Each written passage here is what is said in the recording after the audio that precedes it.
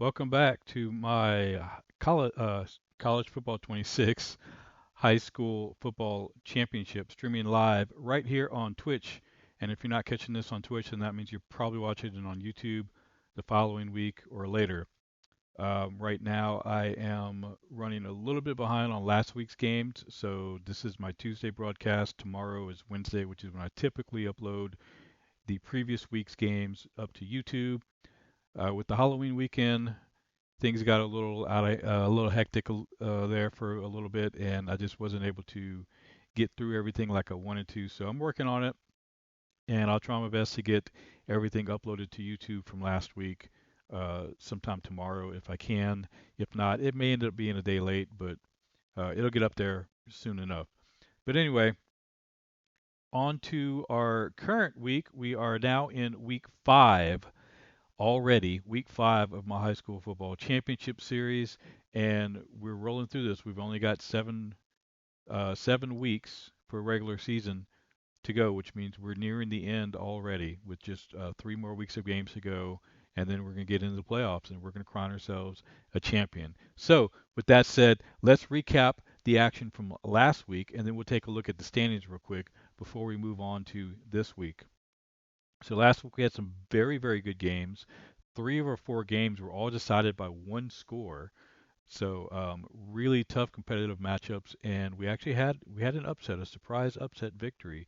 We'll get to that here in just a second. So in the battle of the undefeateds, we had Terrebonne versus South Terrebonne in an inner city rivalry there, and Terrebonne came out on top with a score of 17 to 10 in a very close matchup.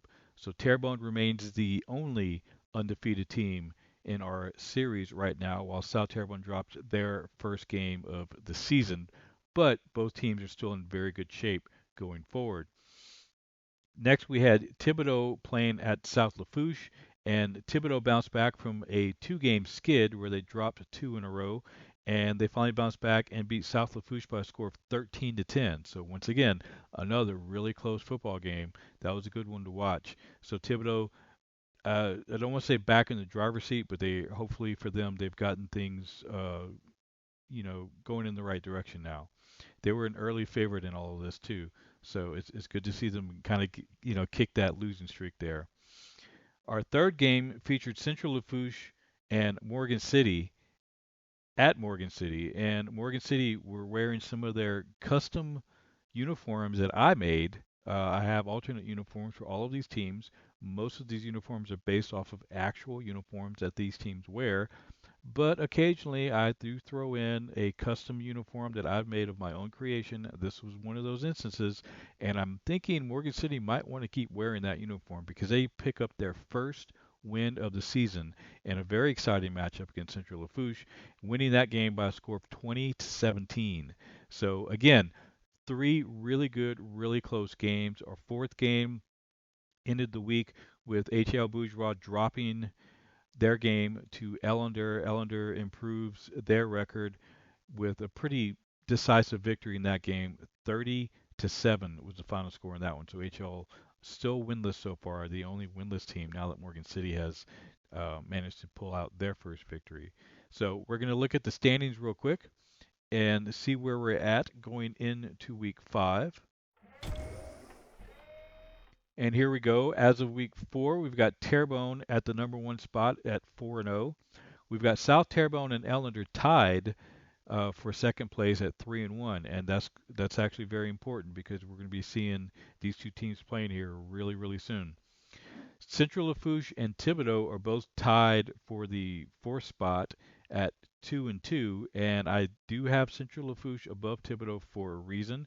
We have our first tiebreaker in the series will come out to whoever wins the head-to-head matchup.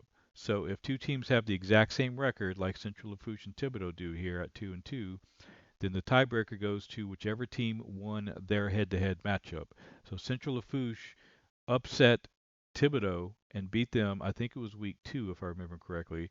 So since Central Lafourche wins the head-to-head in that one, they get the higher ranking in this case above Thibodeau with the having the tiebreaker. So that's how these tiebreakers are going to work. That's how you're going to see that. If we get later on into the season with the seeding, when we get into the playoff scenario, then that's going to be very important in terms of how these teams are going to be seeded. Moving on from that, tied at sixth place, we've got South Lafourche and Morgan City at 1-3 apiece. And once again, that tiebreaker goes to South Lafourche because South Lafourche beat Morgan City in their head-to-head matchup. That's another spot that's going to be important, that number 6 spot, because we're going into a 6-team playoff system at the end of the season, which means 7 and 8 are out. So that's how this is going to work. And of course, there at the bottom, rounding out our 8 teams, is HL Bourgeois at 0-4. All right, so that's pretty much it for the pregame. We've got some games slated up for you.